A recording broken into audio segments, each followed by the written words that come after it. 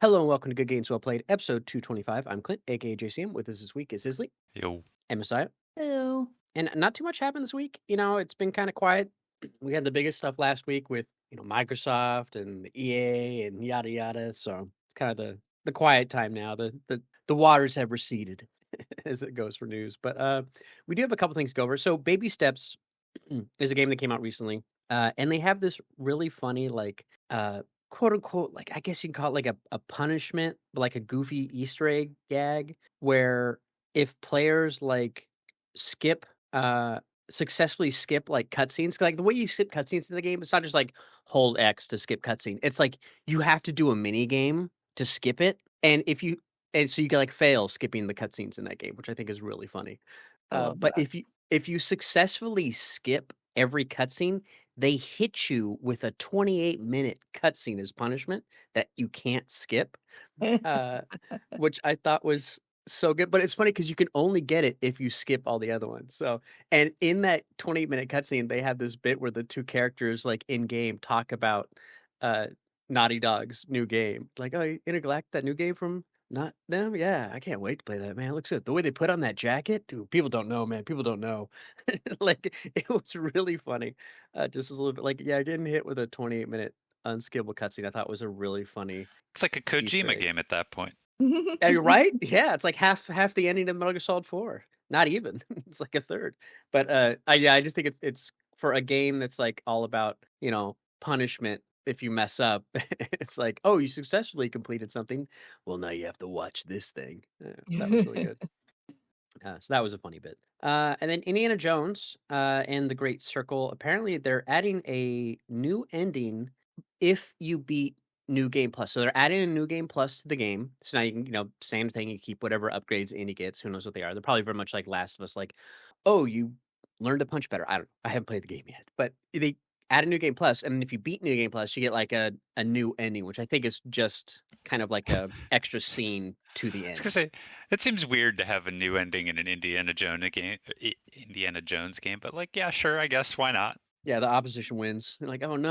Yeah, well, that's what I was thinking. It's like, what is it? The Nazis win? Like, what happens? I think it's just like an extra it could be one of those endings, and we'll get to it, like, in Silksong later, where it's like, maybe it's not really that satisfying, like, you wanna know more? Like, "Come on, I need more. I don't want just" like, seeing them ride off into the sunset in Last Crusade's cool, but I want more. Like, give me Mhm. so, I'm sure there could be something like that. So that's cool. So, you can do that. That'd be great because then well, I don't know if I'll beat New Game Plus on it, but, I figure if when I finally do play it and beat it, I'll just look up a YouTube video to see what the extra cutscene is. But yeah, speaking of extra content, Claire Obscure Expedition 33 is going to be getting a free update featuring new dungeons, bosses, enemies, and costumes. Woohoo! Uh, yeah, Sandfall said the update was currently in development for all platforms. This is a report from IGN. They didn't give like a specific date. They just said, "quote We hope the update we're working on will act as a thank you to those fans for their support.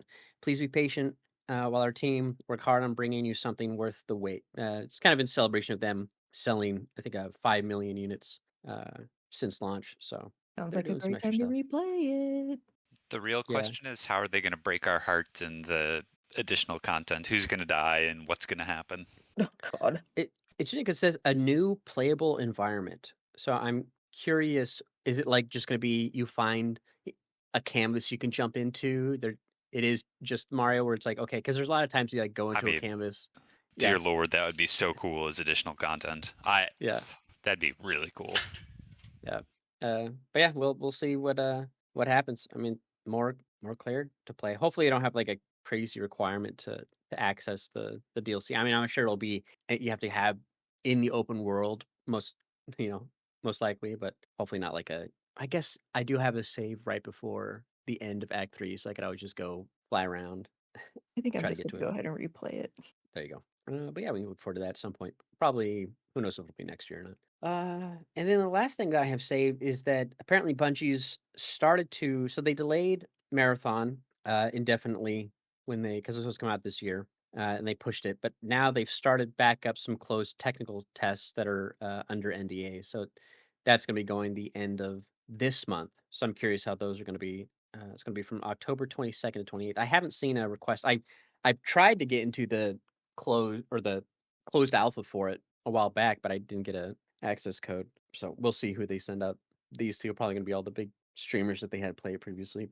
Mhm. Hopefully they can they made some good progress in whatever change they want to do and feedback they got from the alpha, and it goes well for them because you never want to see a game fail. You always want to see people succeed, but we'll see if they took that feedback to heart. See how it goes. But yeah, other than that, like I said, not I did see one bit that I feel like maybe people are taking it a little out of context, but there was a developer at a Halo dev who originally started as an artist at Bungie, and then became art director at 343 Studios. They've been Glenn Israel. He basically left that studio after 17 years. So he's a 17-year vet on the Halo series. So he worked on like Halo 3 ODST, Reach, 4, 5, Halo Infinite. But he posts on LinkedIn that he's officially no longer contributing to the game, blah blah. And then he says in a quote here, he says, "As of today, and after 17 long years, I am officially no longer contributing to the Halo universe. There's little more I can say at the moment, though I intend to share this particular story in its entirety when it's absolutely safe to do so next year. NDA, most likely. In the meantime, I have a message for everyone, uh, anyone who needs to hear it. I know that the state of our industry seems dire, but never forget that you are free to choose. No illusion of security nor promise of wealth or fame or power is worth trading away your health, your dignity, your ethics or values, and no one can force you to. Stay strong, take evidence when necessary, and find where you belong." End quote. Take And evidence when necessary. That's not ominous.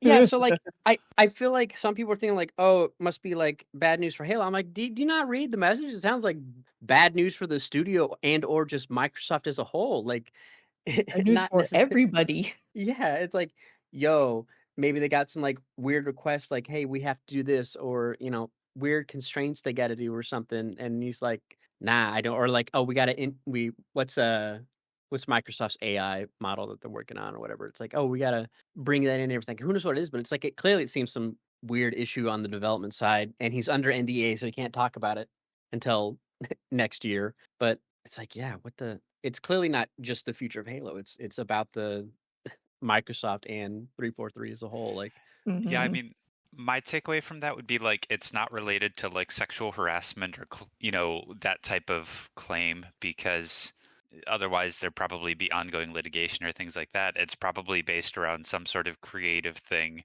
with game development, but it is weird that he says like take evidence for what did he say? take evidence when necessary. Yeah, like that part's a little strange. That part's like leads me to believe it is legal, but everything else leads me to believe it's something related just to development.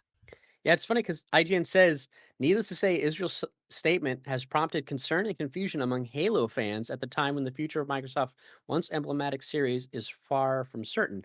I'm like, motherfucker, this isn't about Halo. Like, clearly, he just happens to be at 343. Like, this clearly, like, either it's work culture, it's be from top down issues, something like that. Like, you're talking about taking evidence. It's like something is clearly wrong from a studio perspective, not about the Halo series necessarily. So It's almost like a call for unionization without using the word union. It's just right, like, yeah, hey, shit is really bad right now, and I know a lot of you are scared. Prepare yourselves. Just be prepared. yeah, but yeah, it's weird. We'll That's see. crazy. This is like a remind me in 1 year kind of story. Mhm. We'll be talking about it in 50 episodes from now or something. It's gonna be quoted like crazy in about 6 months. Yeah. But yeah, other than that, like I said, not a whole lot of news. We had Battlefield 6 launched. Hit like record numbers on Steam, like it was like 750,000 concurrents or whatever.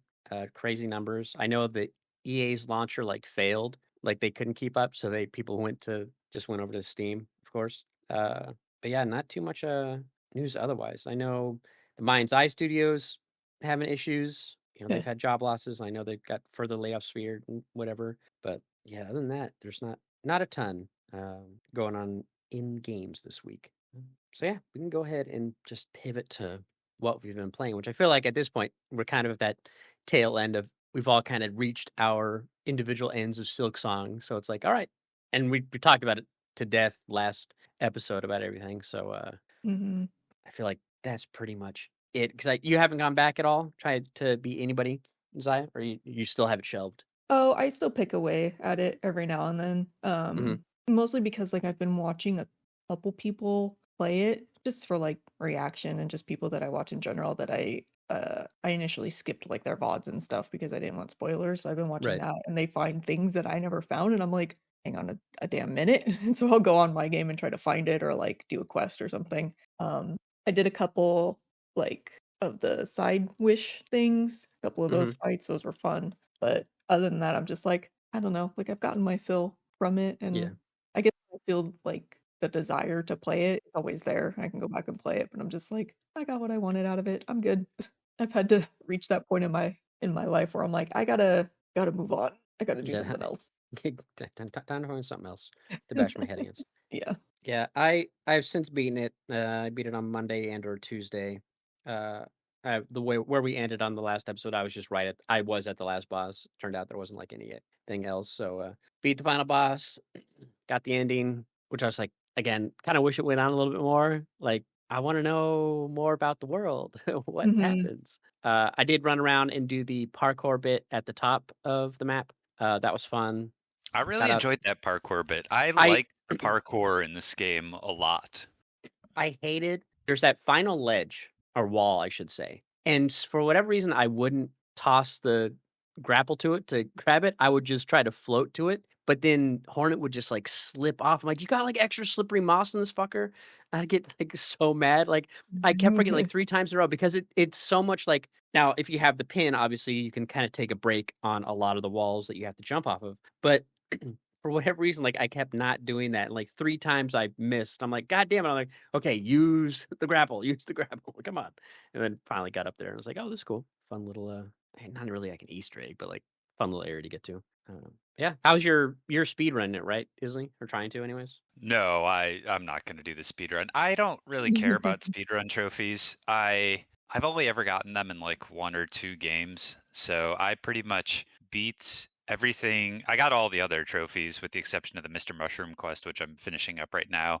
Um, got the like 100% completion trophy, but I don't think I'm going to do the speedruns. I just don't find them, I don't know. I don't find them that fun as a trophy achievement. I don't mind them when it's like, do a speed run to unlock a weapon or something. Because like I did them in Resident Evil, Hmm. which I really did enjoy. But in Resident Evil, you can use little additional add-ons to make it easier, or your playthrough's different or more fun. You earn rewards and things. I don't like speedrun trophies just for the sake of like speedrunning. So I've pretty much hit my like I've done everything in the game I care to do. Technically, I think I've done everything in the game with the exception of like one optional fight that I missed in Act 2. Got all the other trophies. I'm fine shelving it. Yeah. Mr. Mushroom's got that's like an extra ending too if you do it right. Yeah, Mhm. it's an extra ending, but it's like a weird one.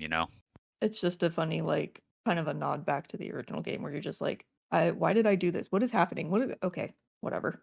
Yeah, I was trying to watch it. I'm like, I don't feel like dude to be continued. Dude's just taking off into. Basically.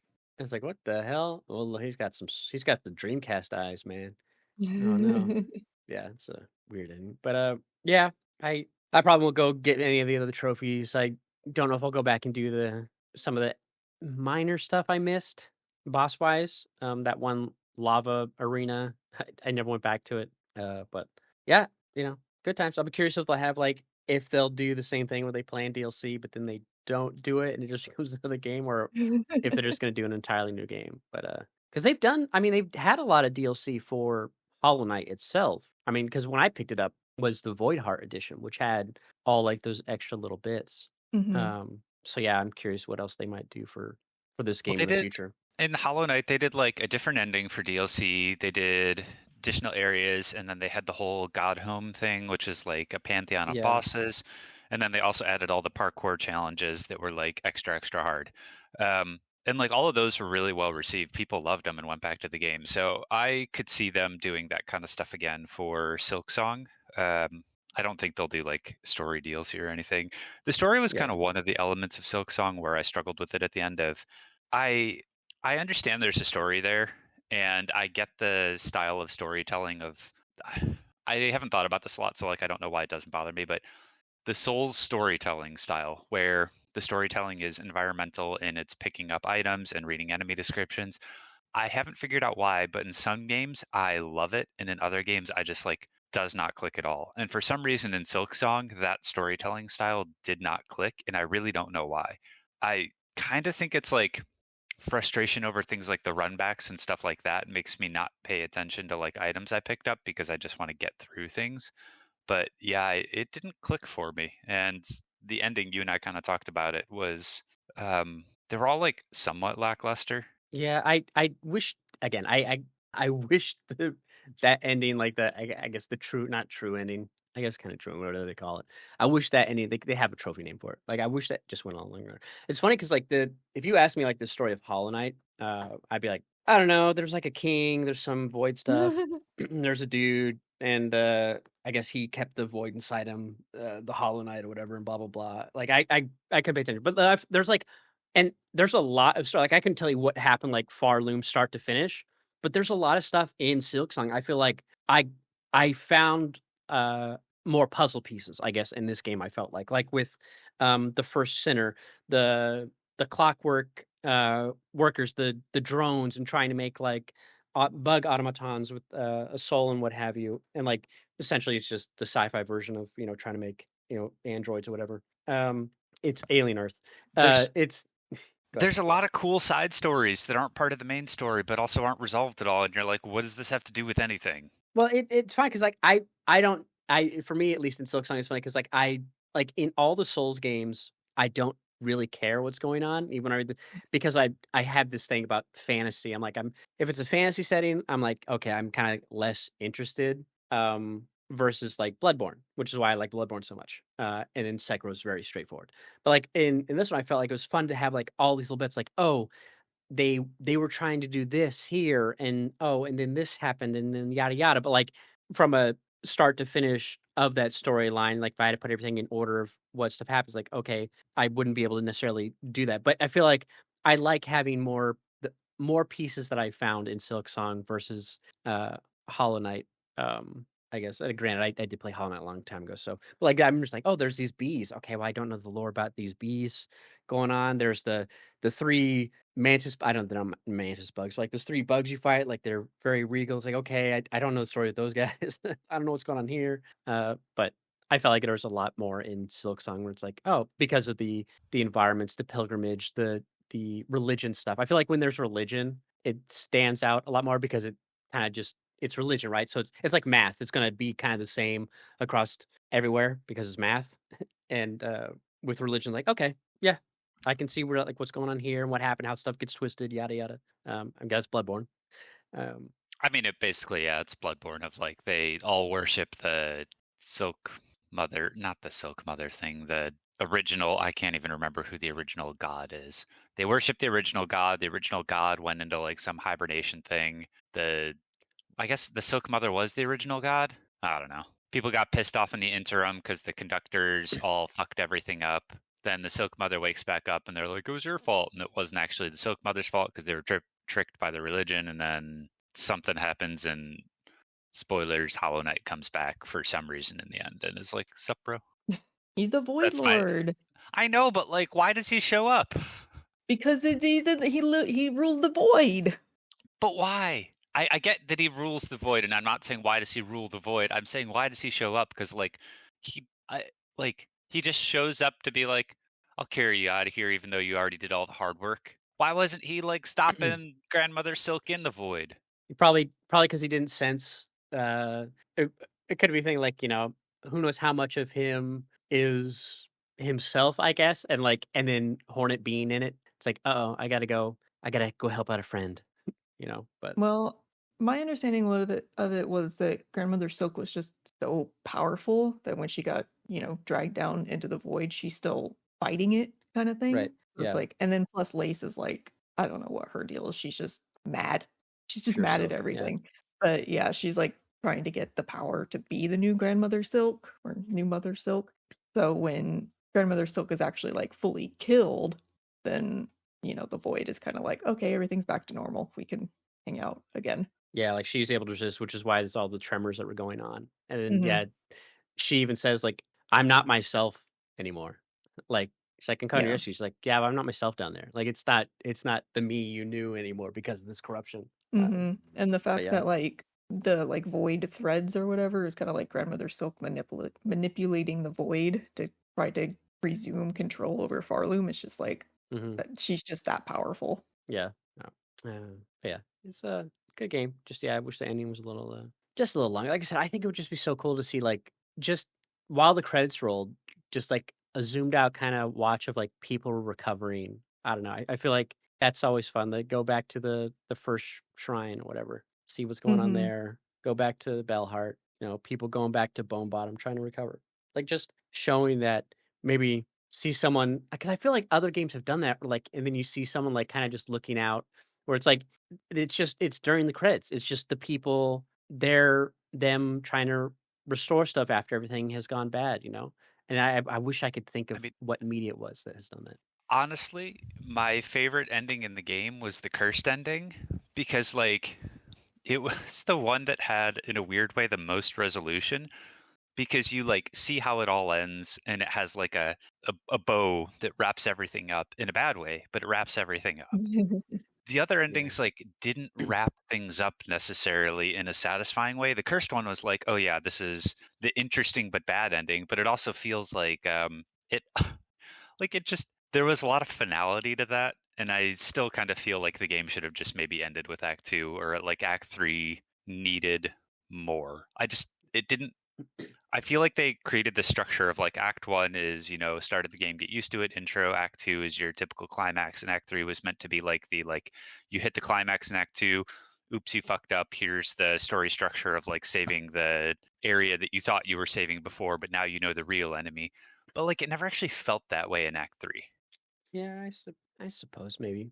I mean, I don't know. That was fine. Like again, like you said, the one ending, the I am Groot ending, is very much like okay, you can we're your tree now. But She captures it and all, but dies in the process. And I'm like, that one makes it- sense in a weird way of like it's the evil tree, not the good tree that you kill to get the heart from. It's like, we- not the good well, but then in hindsight and retrospect when you're like then you get to actual act 3 and you're like, oops, actually all of the other endings were bad, so maybe the cursed ending was the good one all along. It's the one that actually traps Grandmother Silk. Like you sacrifice yourself, but it traps Grandmother Silk and the world.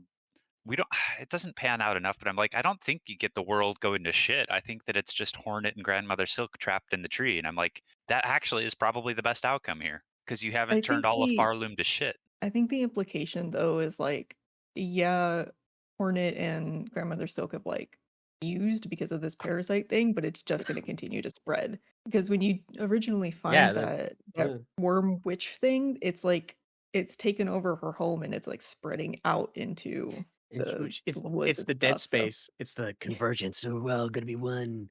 She's yeah, like, it's oh just Well, gonna yeah. like that's when continue to Hollow Knight spread can out. come out of the void and do his shit and actually like earn a paycheck. That's when he who is in charge of the void can take care of shit. I don't think the void actually cares about anything. They just kind of like exist until somebody starts fucking with them and then they're pissed. It's like, yeah, it's just this energy and stuff. It's like the pink ooze in Ghostbusters or something. Yeah, yeah. Basically, yeah. It's crazy how like too with this game, like for a long time, Carbot's been kind of the one YouTube channel that's done like a lot of cartoons of video games. Obviously they started back in the day with StarCraft. They've done a bunch of stuff since. They're kind of known for doing a bunch of stuff. And I feel like I've seen so many Silksong cartoons on YouTube, like little animations. I'm like that are essentially doing the Carbot thing, but for Silksong. And I'm like, man, have these channels always existed?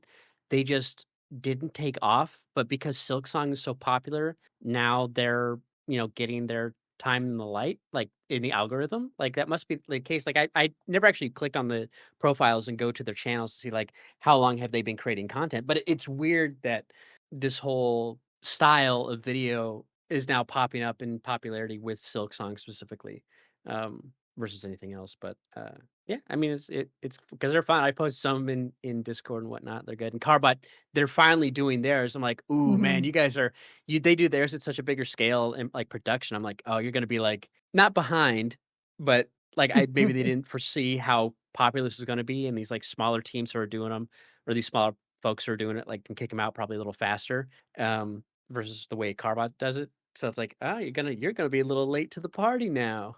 And I think because, well, mostly I noticed that Carbot was kind of like doing other things too. They were doing other games and yeah, other stuff too. So it's like maybe it just got put on the back burner, but like also rather than like releasing little videos every now and then, maybe they're just like doing longer videos or more detailed videos because they really went fucking crazy with like the end of the Elden Ring ones with the oh, dude, combat and stuff. Like, yeah, the so I can Shadow of the only Erd Tree and imagine. whatnot.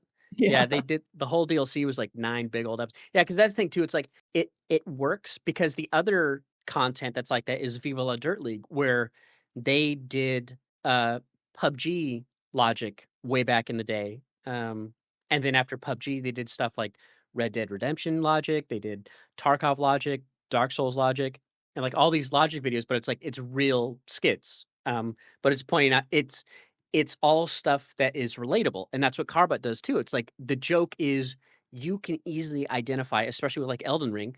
Oh, I know what they're talking about because you can easily identify this castle or this enemy Mhm. or what have you. And Viva La Dirt League was very much like that as well. It's like if you play these games, you know exactly what they're talking about, be it the game mechanic or a vendor or what have you. And so it's funny that maybe they didn't think that Silksong would. It must be thinking, okay, what games are coming up that might have those mechanics that we can sort of point out and make fun of in our style. And it's like maybe they didn't think Silksong was going to be that kind of game. And it's like, oh, look how there's the bench that you get hit at, the way this guy works, the way you get countered, the way this thing happens. Like there's a lot of stuff that's relatable to players in this game. And like, oh shit, we gotta jump on this. Or maybe they were just so busy playing Silksong they didn't have time to work. But yeah, it's always fun when like a game hits the collective zeitgeist or stuff. Like even like the comics and stuff from what's that guy's name? Adam Ellis or whatever it was. Is that his name? Mhm. Yeah, like him doing the comics and stuff like that. Like it's fun when it bleeds over into other things because people are just having fun with it. Yeah, Adam Aside from that, Ellis is great. This is my tiny little plug that if you don't know who she or who he is, you should read his comics. yeah, he shows up a lot more on my socials now, and I've on Reddit versus like 7 years ago or 5. Like, Yeah, I don't know why uh, he shows up so much more now, but I do love I like his horror comics a lot. His comedy comics are good too, but his horror yeah, ones are always really fun, like the I short think form ones. I think because on r/comics is like way more popular now than it was like back in the day. There's like Pizza Comic. She shows Pizza up a lot cake. in there. Pizza Cake, Yeah. that's right. Yeah, it shows up a lot in there. I follow her on Instagram, so I see her stuff there as well. But like, there's a lot more. I feel like that subreddit is. You don't Uh, follow her on her OnlyFans? the one that they always make jokes of in the comics. Oh yeah, go to OnlyFans. She Um, has one. I wouldn't doubt it. But yeah, it's I feel like it's just a lot more. Maybe they weren't posting to those places originally, like they were only doing socials or something, or and now everybody posts there. So they got. It's always fun when they have like those crossover events in that subreddit. When other artists like add characters from another comic into their comic, that's always funny. But so aside from Silksong, are you just doing Ragnarok online side? Yeah, pretty much. I picked up a couple little just very simple little farm life sim games because I was Hmm. like I need just calm brain rot for a little while because this Hmm. past week in particular has been insanely like busy and stressful and my brain stopped work on Friday. So I was like I need to do something because if I just sit idle I'm gonna go insane, but also I want to do nothing. So I've just picked up I picked up Sprout Valley again, which is it's just okay, but it's very cute. It's like pixel art and you go to like randomly generated islands and they added like new content where you can find other like island inhabitants and stuff like that. So I was like, okay, I'll pick this up again. And I'm not going to start well, I started a new file, but I was like, I don't feel like I really need to.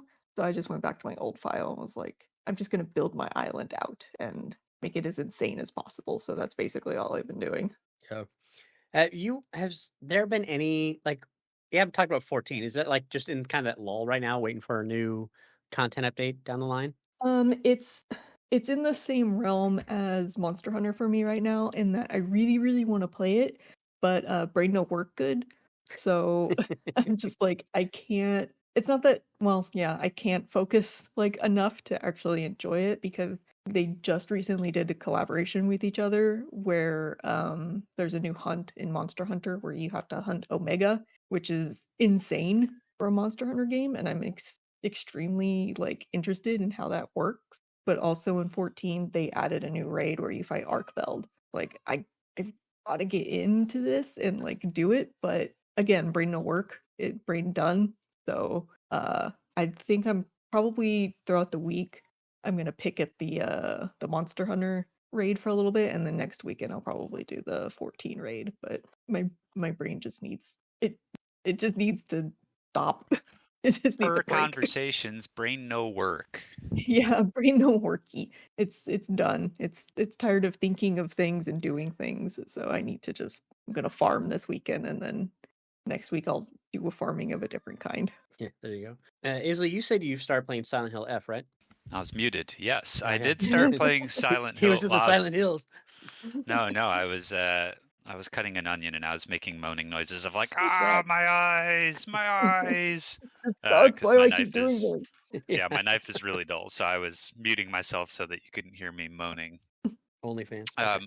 But yes, I did start playing Silent Hill F. I also started playing Ghost of Yotai. So Silent Hill F, the best way I can describe it is like I like this game and it does not remind me of Silent Hill at all, even though they've tried to shoehorn Silent Hill into every aspect of this game. Like Mhm. every part of this game screams Silent Hill except for feeling like a Silent Hill game. So like one example is the enemies, I'll use like the nurses for an example. The nurses I feel in Silent Hill media, like movies and the video games, all have very distinct, like surreal poses. Like it's not just looking and seeing the nurse; it's also that their animations are kind of choppy. They move like very stilted and very kind of like yeah, they just move very stilted. They keep their arms and like limbs in weird positions and angles, so it's like a very recognizable enemy. And then they took how the nurses pose in the game and they've added them to a totally different enemy that's not nurses but behaves exactly the same as nurses.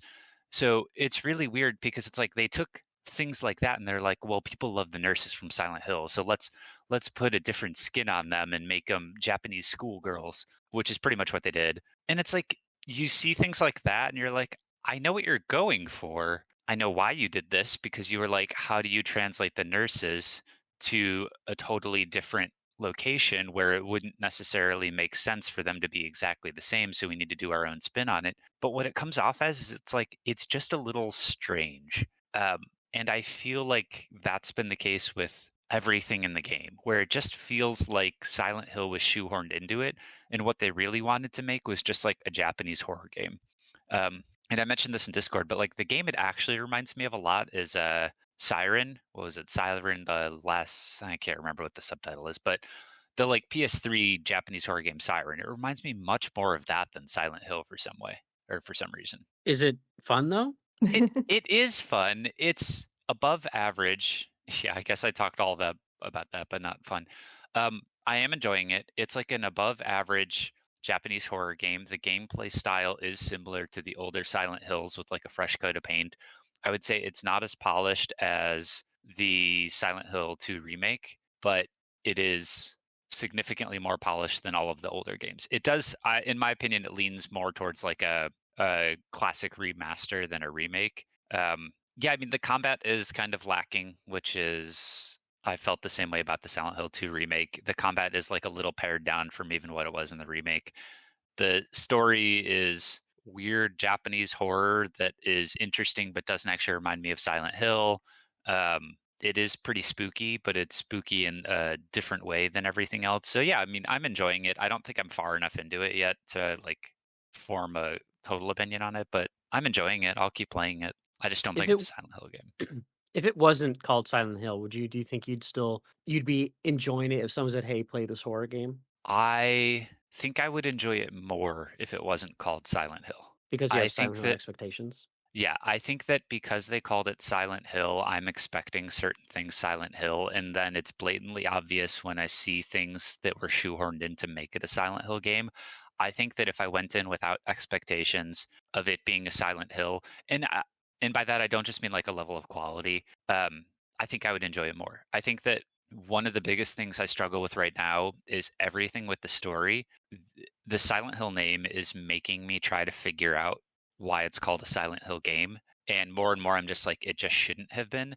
But I think that's detracting from my enjoyment of the story because everything I'm like, well, is this why it's called a Silent Hill game? Is this why it's called a Silent Hill game? Like they're trying to make Silent Hill into this like analogy for someone having trauma, basically, which is Like a what the original, concept rather than a location. yeah, like a concept rather than a location, which I think is fine, but I also don't feel like they've done it well enough in this game for me to like buy in to that. If it basically they just want to make a like a horror game about trauma, which like obviously that's a very common motif in horror is that like, oh, it's not really the enemy, it was you all along because of your trauma.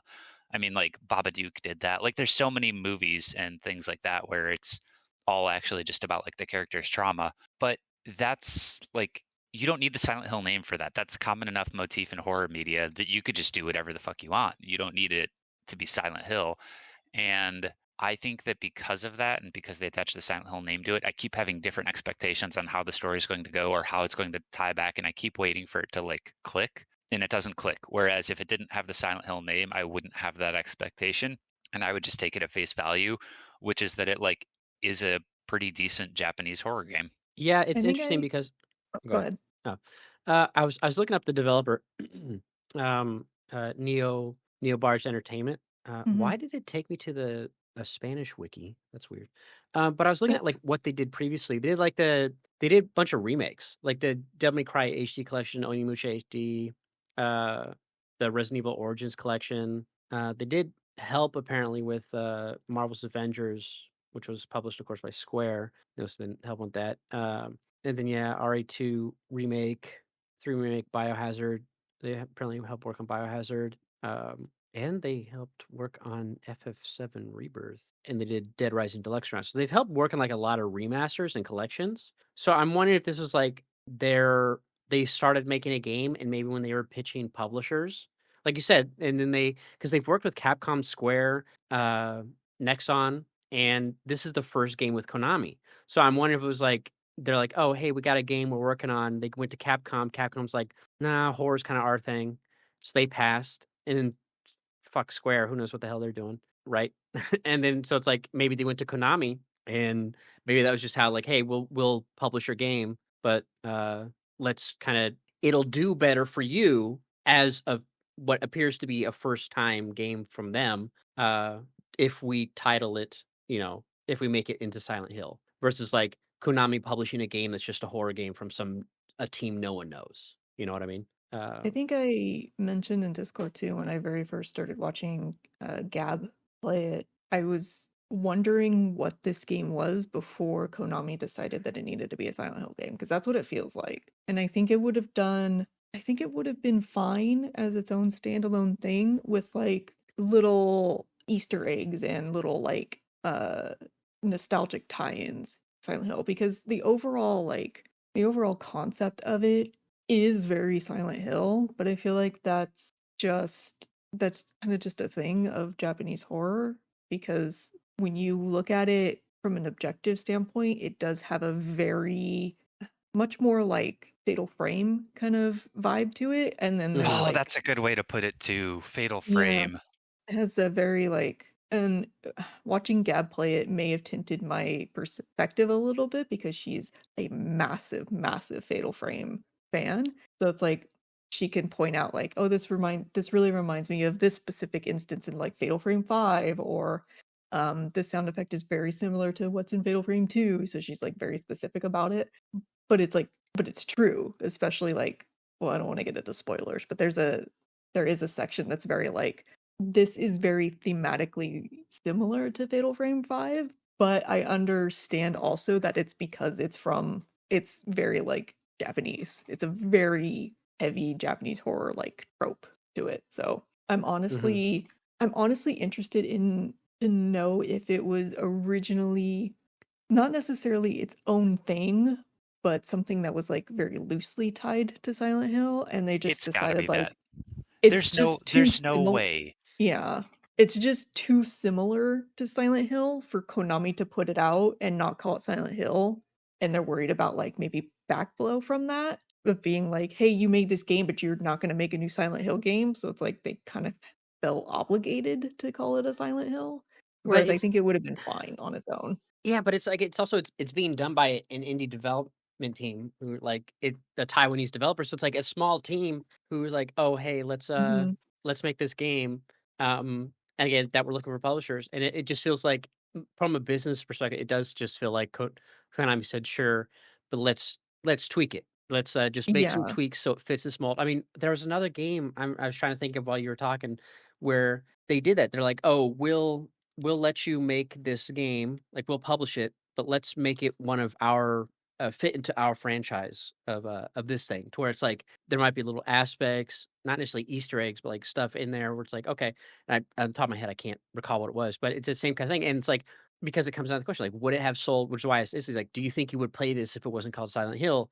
And it was just a new, new IP call whatever, because it's like I feel like then you get hit with the thing. It's like there's trepidation to jump in because it's a first time developer, well, they made a lot of collections and helped. They were support studio for a lot of games, but they didn't make their own game. So it's like, okay, do you jump in? Bloober kind of saw that issue with like the medium and whatnot, and like their games. And it's like, are people going to jump in and play this game if it wasn't called that? It was just something else. And then would they be like, "Ooh, this feels a lot like it was inspired by, uh, the genre, like you said, like it could take inspirations from that." And like, would that be a criticism though, versus published by Konami and they're saying, "Hey, this feels very much like it could fit this mold. Let's just tweak it a little to make it fit a little better. Still kind of doing your own thing. Give it the name, kick it out." But yeah, I think just the struggle with that though is people always make the comparisons, and you're right. Like I'm thinking of Chronos, which just came out, and everyone was thinking that it was like basically Dead Space. So mhm, then you go in with Dead Space expectations. But even using that as an example, even though it wasn't called Dead Space, it was still compared to Dead Space and held to Dead Space's standards. So I feel like even if Silent Hill F wasn't called Silent Hill, people still would have had the expectations of comparing it to Silent Hill or to Fatal Frame. But I think that where it might have been different is like instead of people going in expecting Silent Hill and getting Fatal Frame, maybe they would have seen those trailers and gone in expecting Fatal Frame and then they get Fatal Frame. So it might have actually been like better. better for the game, Hmm. um, Yeah, maybe. because their expectations might have been a bit more aligned with like the actual reality of the game. Yeah. Yeah. I will Is it? say Oh god. there is a very strong tie-in to Silent Hill later on that if you look at it a certain way or if you like really think about it, it's very interesting in I don't want to get into spoilers. I don't want Yeah. to No but spoilers. I do want to play it eventually. it's an interesting thing to think about in terms of like how it connects to the Right. location in America. So it's like Silent Hill is a town in America that has this cult and all this weird crap going on, and that it all goes to hell literally because of this cult trying to revive a god. That's like the initial basis for it. And then I feel like from there, I mean, even the original Silent Hill series is like they kind of lost the plot on that and like started to spread out on their own. But then it's like, well, how did Silent Hill get to Japan? And like, it's kind of like there's a connection. Yes, it's missable, but there is a connection. Hmm. But also, it feels like it just started out more as like a love letter to Japanese horror, like Silent Siren, Fatal Frame, uh, Silent Hill. Like it was just a Yeah. love letter to all of these old games, which is I feel like very popular right now with indie developers being like, okay, but if you're not going to make the game that the players want to play, we'll just make it. That's kind of Yeah. the thing of like We'll make it different enough that we don't get sued. Yeah. yeah, I saw a trailer for a game called Parasite Mutant. It's just Parasite Eve. Parasite. Yeah. So it's like the indie developers are like, "We'll just do it ourselves. How about that?" So that's what it kind of feels like. But looking at it as like its own game, it's so like, at least for me, I have a very soft spot in my heart for Japanese horror specifically, but it's so interesting and it's so good. The monster designs are neat. Uh, a lot of the environments and the way that they change is very beautiful. There's Hmm. really gorgeous environments and like levels later on, and it's just like, ah, people put way too much expectation on this because of the Silent Hill name rather than just like going in as like, okay, how does this connect? And if it doesn't, if it's just kind of like a little nod to it, that's fine too. You know, Yeah. I mean, I agree completely with like too much expectation being placed on the name. I actually kind of feel like if it was called Fatal Frame instead, it also would have done significantly better. Not because the gameplay's similar, but I feel like Silent Hill is maybe probably to me the second most recognizable horror franchise. I think like Resident Evil is maybe like the number one most recognizable. Not saying best, just like most Right. recognizable. And Brand I think that recognition, yeah. yeah, Silent Hill probably is like the number two for brand recognition currently. Maybe it wasn't always that way. Like Silent Hill might have been, number one at some point in the past. But right now, for me, I think it's like Resident Evil, Silent Hill. I think if they chose something that wasn't like literally the top two or top three for name recognition, it also would have done better because people would have been like, oh, this hasn't been done in a while, or this isn't like the main franchise. Therefore, we can expect more out of it. And I think that one of the reasons Silent Hill F is kind of struggling is everyone wanted a new Silent Hill game in like a mainline new franchise Silent Hill game for the longest time. So for the first one that's like a new Silent Hill game that isn't a remake to come out and be Silent Hill F, which doesn't feel like Silent Hill, I think it's throwing a lot of people off. Yeah.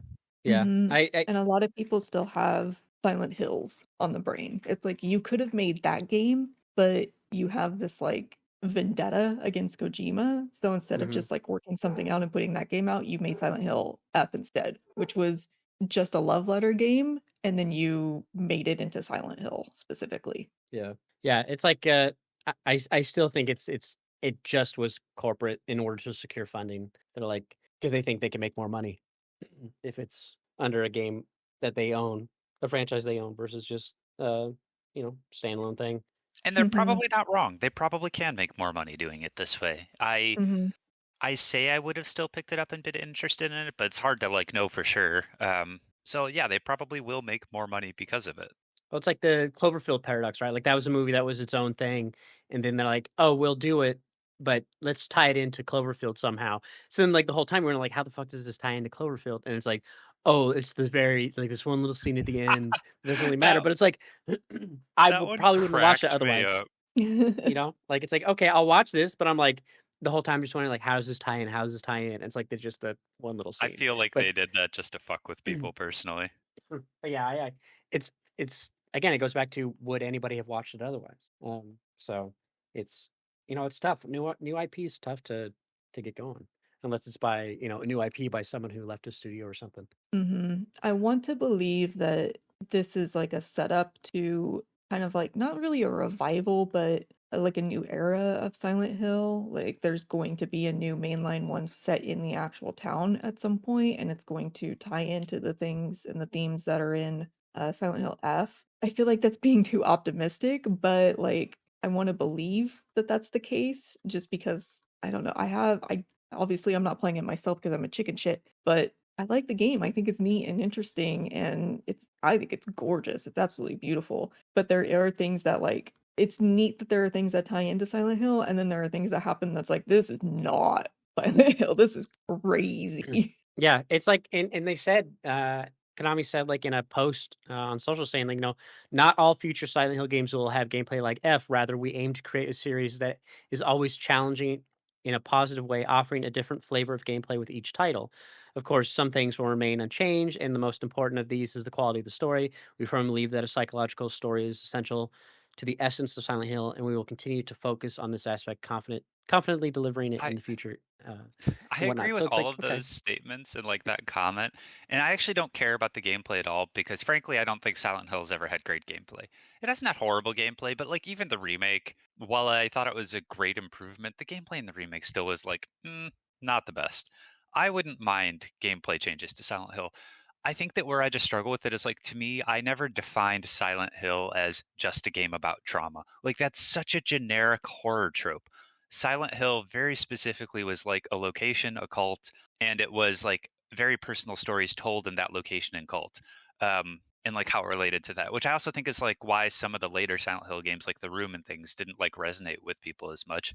But I just don't think saying a horror game about trauma is enough to define a franchise off of, because you're basically describing every horror game ever. Every horror game is Mhm. about trauma. Amnesia is about trauma. Dead Space is about trauma. Like they all they all have an aspect of trauma. It's just like it's just how horror games go nowadays. It's just the thing. Yeah.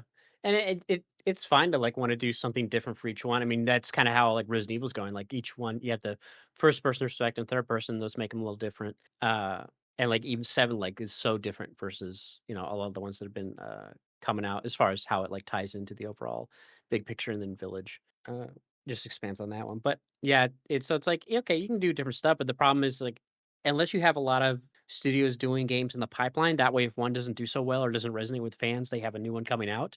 Like, but then you run into the Call of Duty situation or early Assassin's Creed, where like now they're coming out too frequently.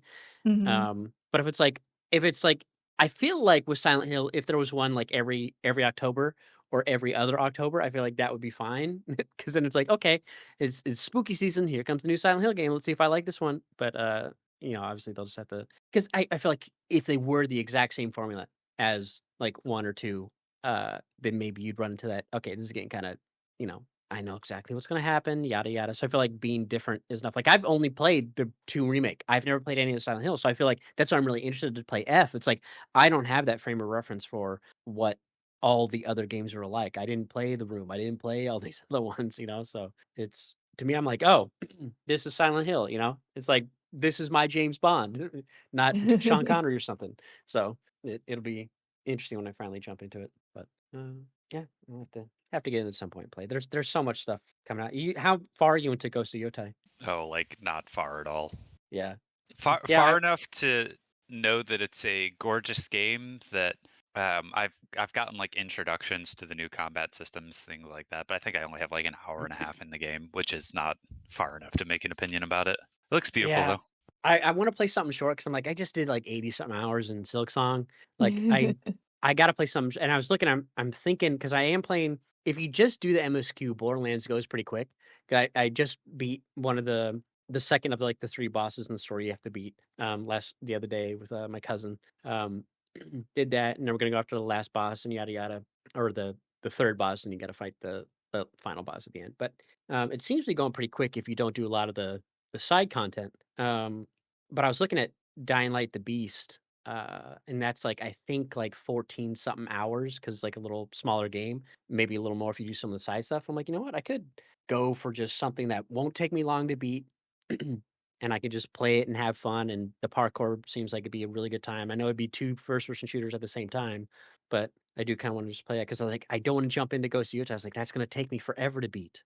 Like, because I'm going to do all the side shit and yada yada. But and I was like, oh, I could do the Lies of P DLC, but I'm like, I just did Silksong. I don't want to go back into something that's going to be like testing me on bosses and what have you. So I got to figure out what the hell I want to play. They did a demo for The Last Caretaker came out on Steam, and I just tried that last night, but I wasn't really in the right headspace to really give it a good college try to see how it goes. So I think I got to go back and like try that again if I have it installed still. And then there's that DLC for Adamfall I still got to do, which I have in my wish list. And I did add Hades and Hades 2 to my wish list because I never played those, the first one, anyways. Like maybe I'll try Hades. Maybe I'll like it, but Great game, not short at all, but great game. I know, I know. I just added to my list of like I do want to play like Lego Party because Lego we didn't talk about it on the podcast, but like it's crazy how good Lego Party seems to be doing. Like I watched NL play it with his crew, his team, and like it everything like I've played a lot of Mario parties and I've watched them play Mario Party as well, and just seeing the games they have in Lego Party just seems to blow Mario Party out of the water for it seems like every game seems like a banger, like versus Mario Party having like some not so great mini games in it. I've seen a lot of people praise the hell out of that game, so that's kind of surprising, but also very, very good. Like, give me more Mario Party games without Mario. Yeah, and like maybe this will push them to do something. Now, granted, it's like okay, maybe they designed the games for Mario Party more leaning down the lower end of the age range or something to be Mhm. more kid friendly, perhaps. Even though there's some really funky games in that, But yeah, Lego Party seems like really good, and like it's like, man, I really want to play that, but then I still gotta play like Chronos New Dawn. Maybe I'll get that. I think that's kind of a short game. Maybe I'll start that or something. But like a lot of options, and I still want to play Shinobi Art of Vengeance. Like that looks. I just like the way that game looks. But there's just I wish that PVKK game was out now because I'd love to play that because that's like seems right up my alley to just play like a cozy planetary defense game. Like just seems like okay, point and click, let's do it. But Cozy defense game. yeah, also Ninja Gaiden Ragebound, that one too. But yeah, I want to play that, but it's just too much. Maybe I'll just play Shadow Labyrinth. I'll just get that and be like, okay, let's do this Pac-Man roguelike and see how it actually is. But yeah, there's just too much. I feel like Indiana Jones is probably pretty short if I played that. Maybe I can do that or something. But the other thing is like I haven't streamed in a while. I think I'm sure. since Yeah, you haven't. You didn't stream any of Silksong. You streamed I for like streamed a one little bit day. of it. I Yeah, think that well, you just didn't want to see people like you didn't want to show people you sucking, which dude, is I a spent shame like because a that's whole why I stream wanted fighting to that watch fucking it. savage beast fly, man. Like it was like the whole stream was fighting that motherfucker.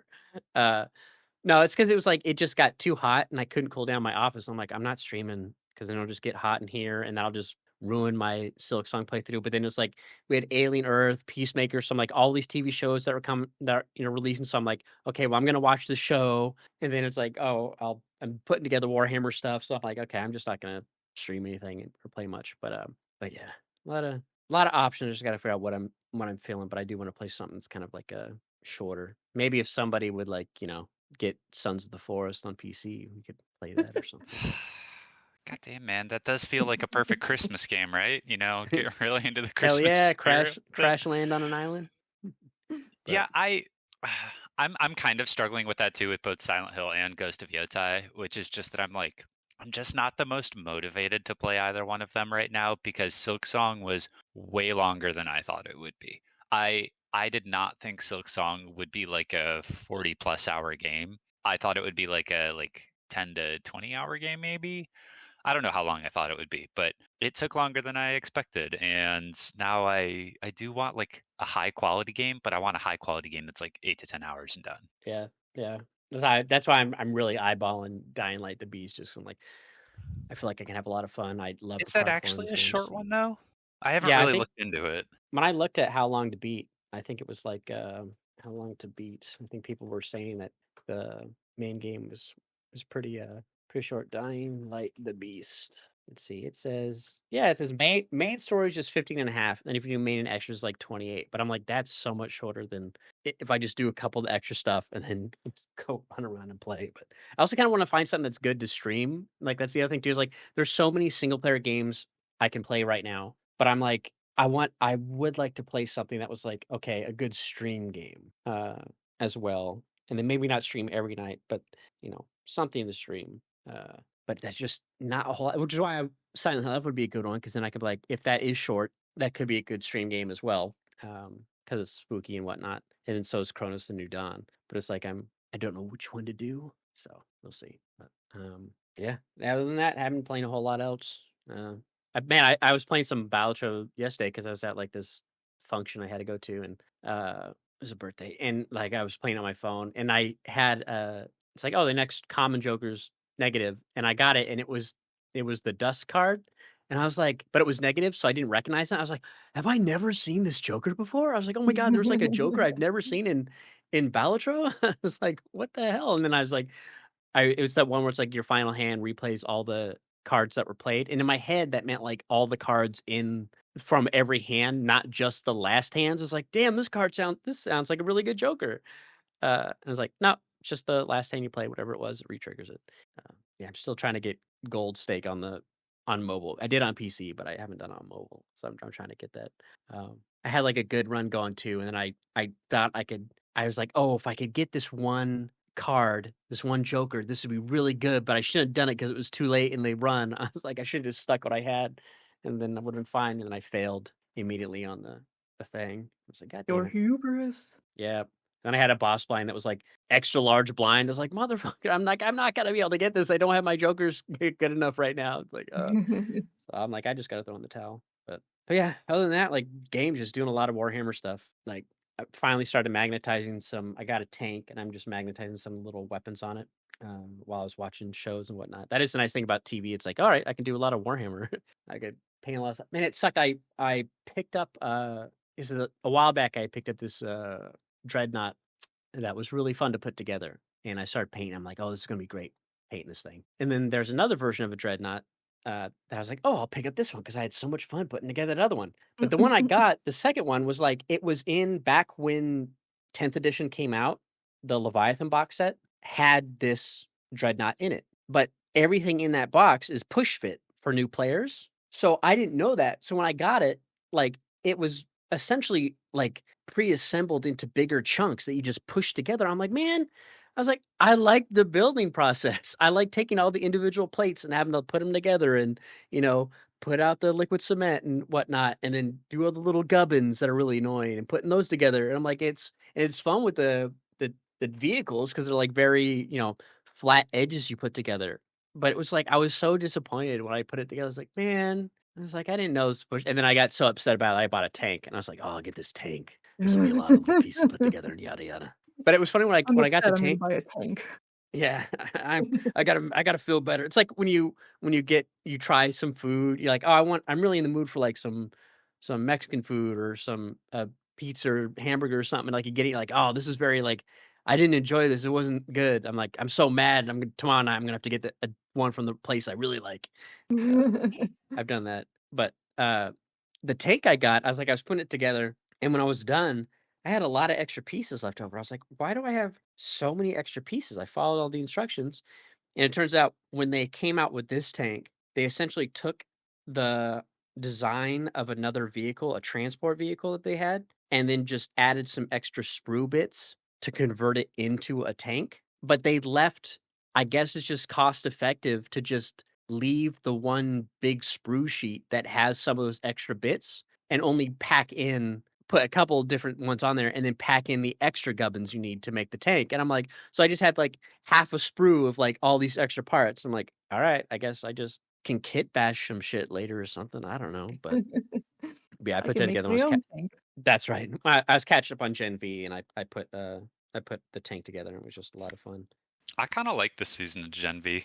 I've enjoyed it. Yeah, Hamish Linklater's he's really good. Dude, he's so good. This is total change of subject, but I really, really, really, really hope they don't kill him off at the end of the season because I love Hamish so much and I want to see him in everything. So like, I would love for him to become Gen V's version of Homelander or something, or like, I just want him to stay in the show. I don't care who he has to kill or how they have to write him in. I don't want him to get written out of the show, and I haven't looked up spoilers to see if he's going to be like a recurring character in future seasons or not, but like he's such a good actor. He just like It, steals every scene he's in.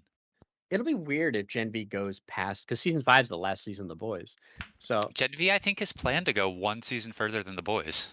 and they're doing that prequel with uh Soldier Boy. I mean, Gen V has kind of been its own thing thus far. It like Yeah, but if yeah, I if the guess. boys Yeah. I think of like the boys, the main antagonist being not just like Soups, but more specifically, it's like the Seven and Homelander. And I know that Gen V has had like cameos and people carrying over and stuff. Like Billy, the Butcher came to the first season and everything. So like I know they've had crossovers, but I feel more like Gen V has been about like the Soup virus that came up in season 1 and less about like Homelander specifically. So they could always resolve the Homelander storyline and him taking over the Vought company storyline as like the boys, and then Gen V could deal with like underground shit or something. And I think that would work pretty decently still.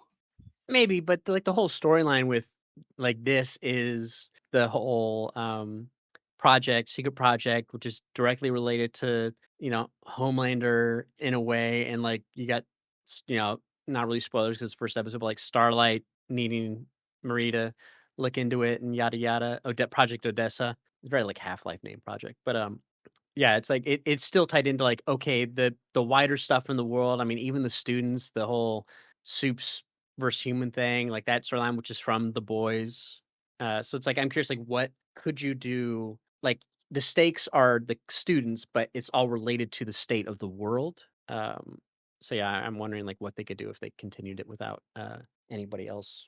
I Um, I don't disagree. Like I think they could figure something out. I would still watch it.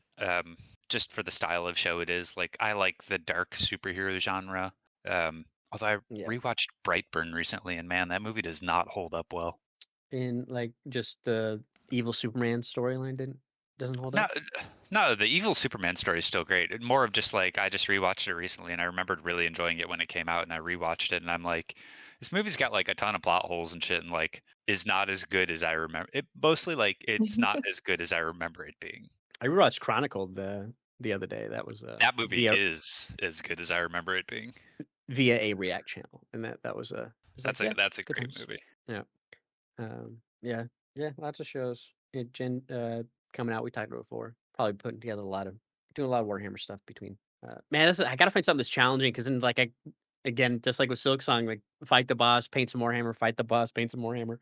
Like maybe with Liza P, it'll be that. Like, all right, let's we fought this boss a couple times, let's take a break and chill out. But yeah, I'll bring out something to play. Dying Light the Beast is co-op. I'm seeing here, I'm looking at the Steam list. Did you play Dying Light 2, or did we only talk about wanting to play Dying Light 2? I played the first half hour of Dying Light too. That's right. We were gonna play it co-op and we just never have. Yeah, as with Wah, wah. everything. Yep. Yep. Yep. Yep. That'd be fun to play co-op. But yeah, a lot of stuff. I got to figure something out. That way, I have during the what we're playing section, I could at least talk about something. But When's the next game that's going to come out that we all play? It's probably going to be a long time now. well, if Silksong hadn't fucking come out, I would be playing Ghost of Yote, but I don't want to play a long game right after Silksong. I mean, I feel the same way, and I'm struggling with it for that reason. So maybe we will end up playing Ghost of Yote at the same time still. Yeah, and then at some point I'll have to go back and play. Still got to finish. Go back to Assassin's Creed Shadows. And play that. But I'm like, I'm not going to play both these games next to each other. Very similar story, opening, yada yada. We're doing the thing. It's like I don't want to compare and have these two games side by side, being like, man, I wish this had this from that game. But yeah, I'll play. I suffer from this thing where like if I don't go to the movies and see a movie, or if I don't buy a game, in my head I'm like, it didn't perform. It's not going to do well. Like if I'm not part of it, I have like this bias that oh now it's not going to do well because I didn't help contribute to the sales for this item. I'm like, Ghost And Yote is then if not it going to do actually well. doesn't do well, you're like, "Oh no, it's because of me. I should have Yeah. just bought it." Damn it! I should have gone to the movies and seen that film. I should have got this game at launch. Yada yada. But like I feel like that. Like damn, it's You're not the doing sole well. reason it does well. I know it's like Uh-huh. it's just a dumb thing, but it's like I feel that I a lot. get it, but Yeah, it's still funny. yeah. It's all about support. I was like, I should have supported. I could have got Mhm. one more. I could have got one more. But yeah, it's I gotta get past that. Be like, nope, game will do fine even again. And I gotta pick up. I do still gotta get Battlefield 6. I haven't installed it yet because we were playing Borderlands the other night. But that's good. At least that will be nice because it's like, okay, that's a game I can easily because it's multiplayer. Just play around, like play one match, play two matches, and be done. And then go play the single player thing, and then play two matches. Of that whatever. It's like that's so much easier to hop in, hop out because it's multiplayer. I don't have to commit to being like here's 80 hours, of a game. Like I can just play that fucking whenever. And be I don't have to worry about, oh, I gotta really like invest my time to get the game started, get past that, 5-hour hump if it's got that slow crawl from the story or whatever. It's like, no, I just Mhm. hop in, play some rounds. That's a great game to play after work and stuff, before the little guy gets home. So yeah. But all right. Well, I guess we can go ahead and wrap it up there. Hopefully we'll all be playing something. You'll be playing more Silent Hill. Maybe I'll get Silent Hill so we can talk about that. Like I said, stream that you can watch, and Fuck then yeah. you'll know stuff that like, oh, this thing's coming up. Let's see what happens here. Does this scare him? But hopefully it's scarier than Silent Hill 2 was. Yeah, I But mean, well, I'll say this about Silent Hill. I don't really think any of the Silent Hills have ever been like scary so much as like good environmental and psychological design. None of them were like, oh my God, jump scares. They were all, that was kind of like another point of them is that they were all like, ooh, this is like suitably spooky vibes. brother, Silent Hill 2 was full of leggies hiding behind shit, ready to jump scare. Like the only jump scares I got were usually from leggies, man. They would be like popping out. I'd be talking and they'd be popping out. Be like, oh, you. Okay, maybe not the remake so much, but the original ones, because like the Uh-huh. mannequins and things like that weren't spooky in the original ones. There were some spookier parts in this one, I will say, but Yeah, get F. I will Okay. say, as somebody who experienced Silent Hill 4 from under a bed sheet, spooky. That's funny. Spooky. Well, Spooky. there's too Don't like like. Too there is scary. a difference between playing a game in the dark, headphones, not doing anything versus streaming and got the ring light on and what have you. But Mhm. uh, so there is that. But because I think I don't know if I streamed the Dead Space remake when that came out. I don't know if I was streaming at that point. Um, I don't think I came back. But like even that but because I knew what was going to happen, it was only the new stuff that was ever kind of like tense and whatnot. But anyway, all right, well, we'll go ahead and call it there. So thank you for all tuning in. Thank you, Isli. Thank you, Zab, for joining. Mhm. Yep. And we'll see you all next time. Later. Bye.